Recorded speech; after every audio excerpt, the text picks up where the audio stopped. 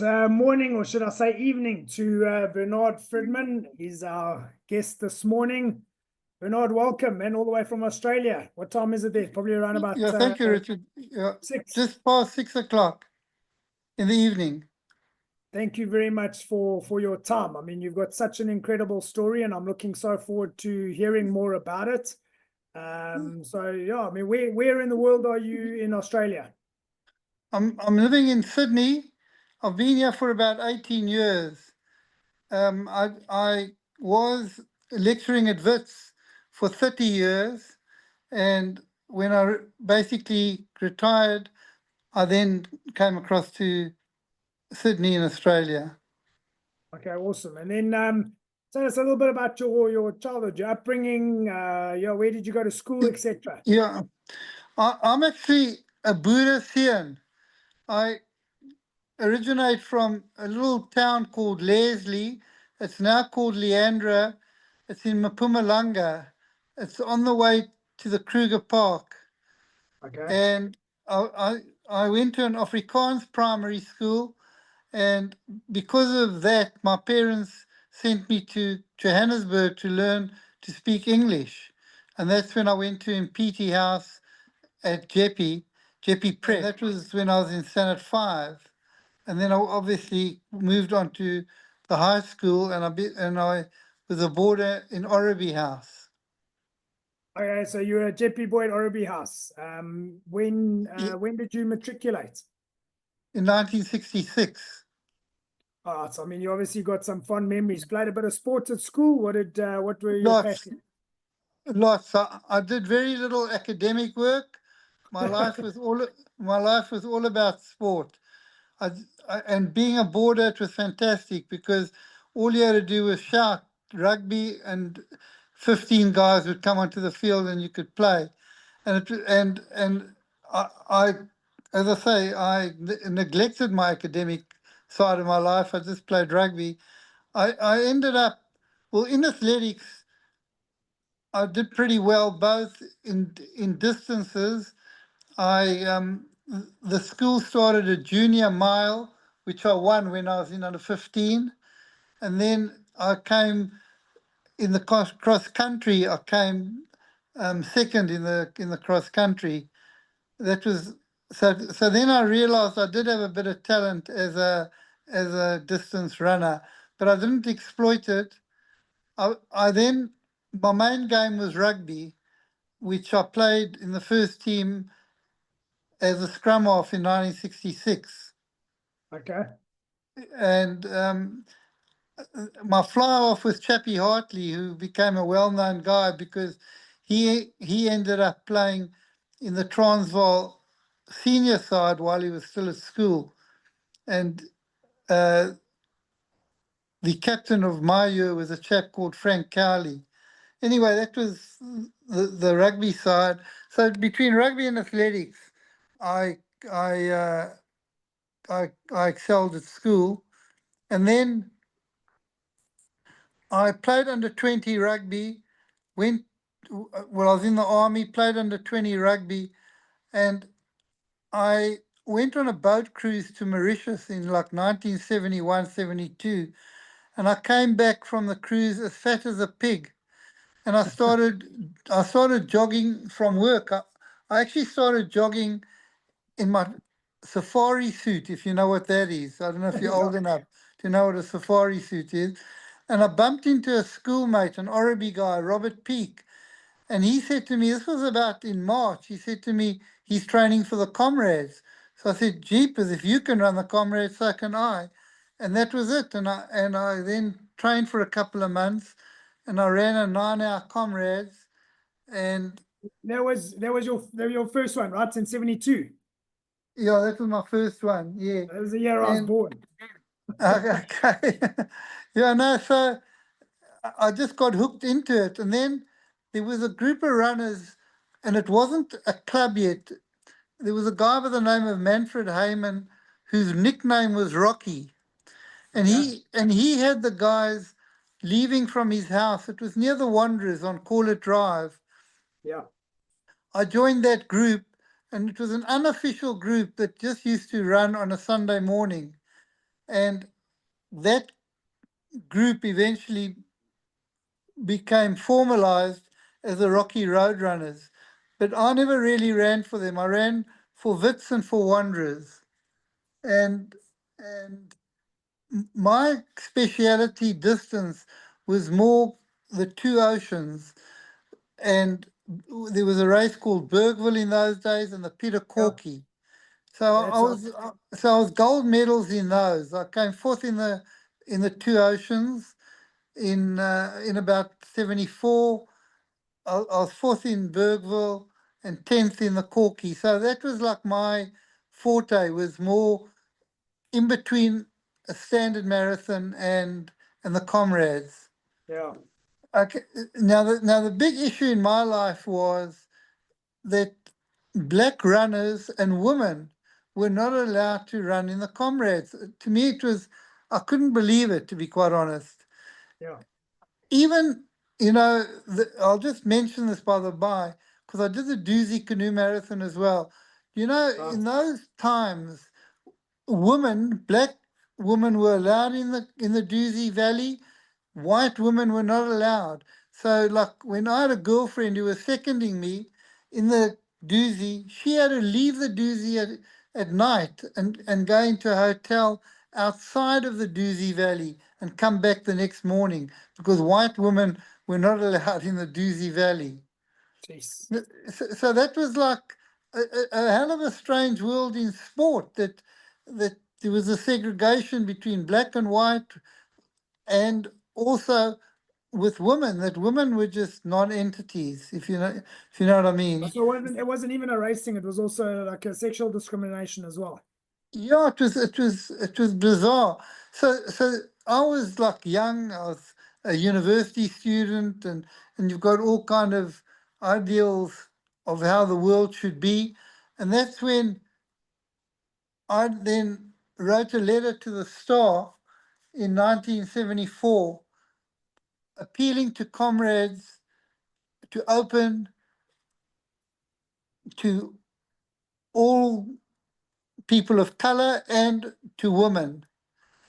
And I also added that if they didn't, all the competitors should not run officially. So, Yeah. so that sparked that idea. And bottom line was, I was the only one who then didn't enter the race and ran it. So And you didn't run 74 officially, because what was their I ran response it to you? unofficially without a number. And I don't want to mention names, but I did have words with quite a few of the leading runners. In fact, the guy who won it, I had words with him because they saw that I didn't have a number, and they were pretty rough. And and to cut a long story short, when I finished, it was an up run into Maritzburg. When I finished, I had a banner which I ran into the stadium with, and the banner read Collegians Open Comrades. And why I said collegians and not the government, because at that stage the government was already under pressure, and they apparently said to collegians that they could allow people of color and women to run it. But as far as I know, it was collegians that took the decision that year for it not to happen.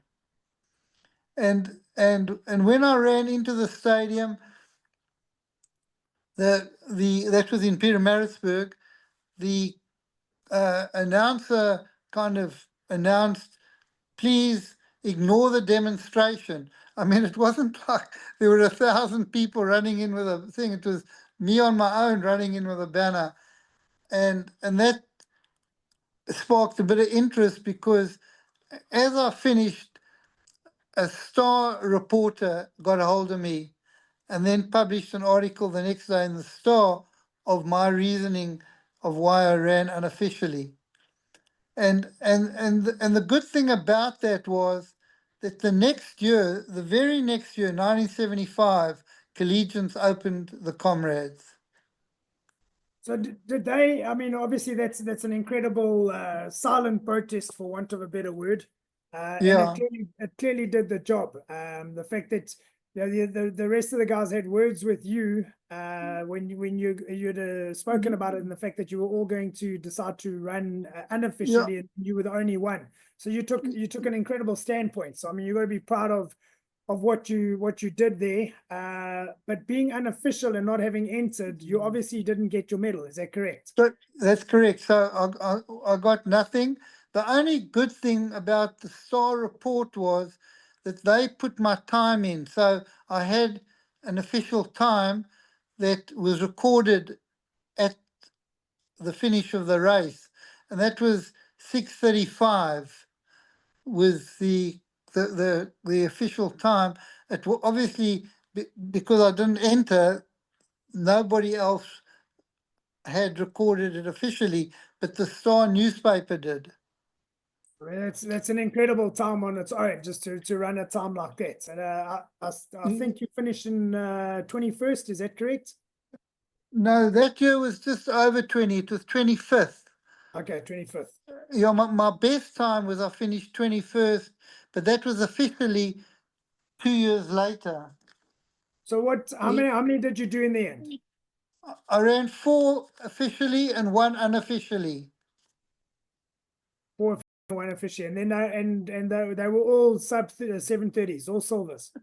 No, except for the first one. Yeah, the very The first first one. one Yeah. was 9:12. Okay. And then after 75, obviously, then they allowed women and people And of color to run. yeah, there were, I can't remember the detail, but there were restrictions. They could run, but they couldn't use the change rooms. I mean, it was a bizarre kind of situation. I don't remember the exact detail of what actually happened, but it wasn't a complete equal for all, if you know what I mean. Yeah, it's crazy, isn't it? Yeah. It's hard to believe of how the world was then. I mean, I was abused by a lot. I was abused by runners because after that, whenever I ran a race, there was a lot of mocking. Where's your banner? If that kind of, that kind of thing.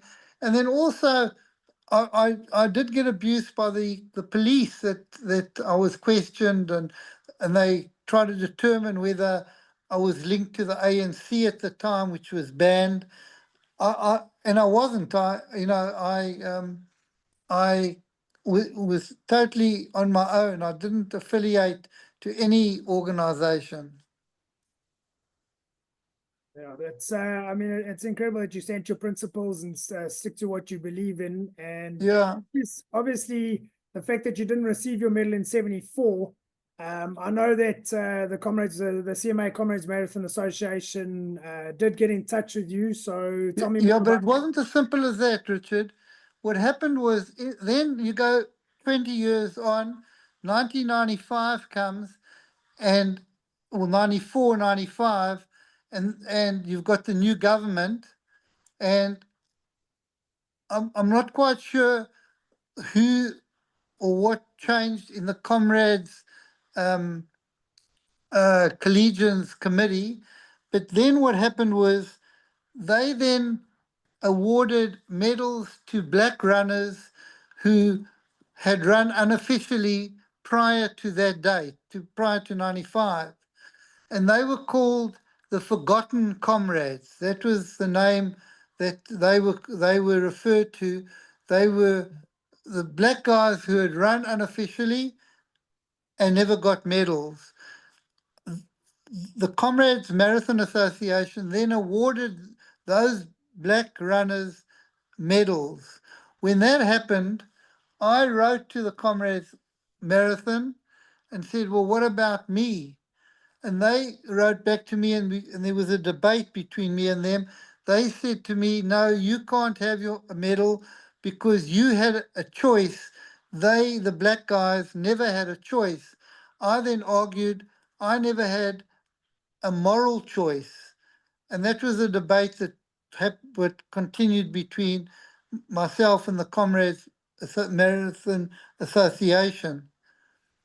And they didn't. So we're going now, we're in 1995, nothing happened.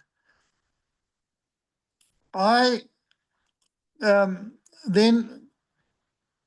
in 2006 I came to Australia. I only came for 2 years, and I went back to South Africa. And when I went back in 2008, I then stayed there for a couple of years, and that's when I got a phone call from the Marathon Association, from the Comrades Association, that they've decided to award me with my silver medal. And they then flew me down to Maritzburg in I think 2010, and they had a little medal presentation, and they awarded me my silver medal, which was like 30 years later. And I, at that medal presentation, I immediately gave the medal back to them and said that this medal is not an ordinary medal. This medal represents a free and fair and just Comrades. And I suggested that they use it in the Comrades House Museum, and to my surprise, they nailed it to the wall and put up a plaque. And that's the plaque that I sent to you. And I mean, the incredible thing is, it's. I was going to say it's a gesture, but it's not a gesture. They should have done it in the first place. But it's an incredible thing that you were able to stick to your guns, and that they realized what you sacrificed all those years ago. The fact that you weren't prepared to sacrifice your beliefs and what you felt were right and wrong in terms of the morals. And your medal itself is actually in the Comrades House on display, and it's next to Robert Mashali's medal, who was Yes, the first black guy you, to run it to yeah, finish the race unofficially. I don't know if you've been to Comrades House, Yep. but at the entrance, you've got a huge plaque of Machali running, Yeah. him being the first black person who had run the Comrades unofficially many years prior to blacks being allowed to run officially. And underneath that, they've embedded my medal with an inscription into the entrance of Comrades House. And I that think medal, yeah, which, it's a beautiful story, Bernardo. It honestly is, and I'm just yeah, so stoked that they recognized you and your principles and what you stood for. It's obviously it's Comrades continues to be shrouded in controversy and everything else that's been going on. It's definitely moving in the right direction. yeah, With all the changes that have happened over the last year, obviously, I'm sure you've been following it and seeing what's going on and the changes that have been made with the board, etc. So I think it's definitely moving the right way. And obviously trying to install what Vic Clapham was what he tried to set out all those years yeah. ago when he started the whole event. Yeah, Richard, if I could just add something. What I always thought when Comrades became more international, in other words, more international runners started running. They did run in the old days, like a chap like, there was a runner from England, Dave Bagshaw, that I think Yes. won it prior to me running Comrades. And there were overseas runners running, but when South Africa became a full democracy, many overseas runners started coming. And I then thought that if the Comrades Marathon Association were on the ball, they could take this race to the same kind of heights as the Tour de France. That the Tour de France, I don't have to tell you, is in everybody's household for 2 weeks in July around the world. Comrades is only still in the lounges of South African families. It's not disseminated into the world of athletics like I thought it could have been, because Comrades is the most wonderful story of linked to the comrades coming out of World War One, to the kind of relationship between the runners, their families, their seconds. Well, they don't have seconds anymore, but they used to, and just the general population that watch it from Durban to Pietermaritzburg and the other way around. It's just an amazing spirit in Afrikaans, a fantastic gees. Yeah. And I've been to the Tour de France, which is not only just watching a cyclist go by, it's a whole day out in the mountains or wherever, and that to me, that spirit in the mountains when you watch the Tour de France is exactly the same as the spirit that's on that Durban Pietermaritzburg road. And it's just, I believe it's sad that they haven't, that whoever the people who run the race haven't been able to get it onto international networks. So you feel that it could be a lot bigger than it actually is and should I be. would, from a spectator point of view, yes.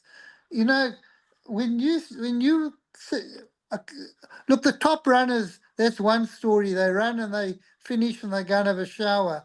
But when you see what goes on in the back, the human drama that you see in the Comrades, you don't see it in any other race. If you watch the New York Marathon, you know, the back runners, they finish and it's not a problem. But the back runners in Comrades who have been on the road for 12 hours, it's a real human drama. And I believe that would make big news around the world as far as a viewership goes on international TV channels. Yeah, look, they definitely the people on the board now that are with the changes and that. I think that's their vision and that's their focus is to bring back the ethos of what it actually stands for. Yeah, To get the commercialization side of it correct. yeah. It's never mind what happens year upon year, whether it's shrouded in controversy or not. People are always like, okay, well, we're going to boycott it, etc. Like what you alluded to earlier back in 74, when everybody said they were going to boycott, and you found yourself being the only one who actually did run. Yeah. So people always say, they agree, and as soon as entries open, they jump on board and it's sold out. So Yeah, I think its ability to sell out is never going to go away. But as you say, hopefully the right people are on board and they steer the ship in the right direction and do what you actually are hoping that they can accomplish. yeah. There's no reason why it can't become the Tour de France of ultra distance running. Yeah, I think you're 100% right. So I think that hopefully that they do see it. Stories like this are just beautiful to know and to understand, and the fact that you were prepared to do what you did back in 74 is just tantamount to the type of person that you are. Yeah, thank you. Yeah, I know you did go back to Jeppe and you did teach as well for a couple of years. Yeah. I mean, I don't know if we should broadcast this because you've got to speak to him first. But I'm the guy who discovered Jake White. You know that? Back in 78. Yeah. This is Richard. This is not for publication what I'm going to talk to you about, because you must speak to him first before. Yeah. I went back to university. So yeah, Bernard, as you were saying, you were coaching at Jeppe and you were coaching under 13s, I think. Yes. And then you discovered Jake, or Jake was in your team, Jake White. Yeah, Jake played hooker in the under 13 A team. And And he stayed under 13, and then the following year. was under 14. I then came to teach at the school, and the hockey season began slightly before the rugby season. And I noticed that Jake was on the hockey field with a hockey stick in his hand, going to play hockey.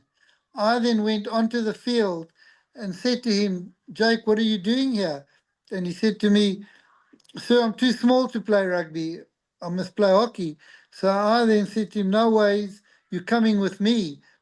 And I suggested that he come off the field with me, which he did. And then he played in the under 14 A team that I coached. And then he played in the under 15 A team again as hooker. And that's when I left the school. I went overseas and I got a job at Wits as a lecturer.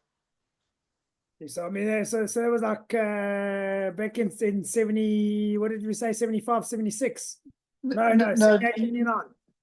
yeah, 78, 79. Yeah. I mean, thank goodness that little interaction happened. Otherwise, he might have been gone on to become a national coach for the hockey side. He could have because he had that mentality. I mean, what he did with rugby, nobody had done. I mean, he was really a groundbreaker when he started the technology of videoing rugby and exposing weaknesses in teams and strengths in teams. That's where he was a groundbreaker. I mean, and you still, you said to me earlier in our earlier chat that you guys are still in touch, and Yeah, very much so. When he's come to Australia, he's looked me up, and when I go to South Africa, well, now I was in South Africa a couple of weeks ago. We had lunch together. that's awesome. I mean, Yeah. obviously you also went to Jeppe on your last visit, and you had a little tour around the school. Tell me a little bit about that and your feelings on what's going on at Jeppe. I've been in touch with Dale for quite a while because, and he's mentioned this as well. I've bequeathed in my will 100,000 Australian dollars to the school. That's quite So something. It's a beautiful gesture. I was just interested to see where or how they should spend that money one day when I pass away. And the place where I'd like them to spend it is in Oribi House, because that's where I was a boarder for 5 years. But I was then taken around the school, and I was blown away by the quality of the infrastructure and of the quality of the boys, the way they dress, the way they greet one. It, in my opinion, the school's in better nick today than it was when I left in 1966. And when I compare it to some of the very expensive private schools here in Sydney, that infrastructure compares very much with top schools here. And I'd say the behavior of the boys and the way the boys are dressed knocks the spots out of the school, the private schools here. Still very much the old school respect that the boys have got. I mean, every time Yeah, you well, walk past any boy, well, they you just see, stop their cap. those are my values. People might say, well, those values are old fashioned. You don't stand up for somebody in a lift, or you don't stand up for somebody in the train. Those values might be over. I don't know. I still respect them, and that's what the Jeppe boy culture is. Yeah, and I think it's very much there, and it hasn't gone. It's only improved and only got stronger. And Yeah, I I think, agree with you, Richard. I agree with when you. you look at what you did back in 74 when you refused to enter officially, the Jeppe motto, the FND, comes through. Yeah, 14 Hill difficulties is, yeah, yeah, nothing is difficult, and I think that's yeah. exactly what you showed in 74. that yeah, for the brave, nothing is difficult. You believed in something, you stood by it, you stood by your principles, and yeah, just it's been an incredible opportunity and a privilege and a pleasure to chat to you. Thank Thanks. you for your time. Thank you. My It's pleasure. amazing.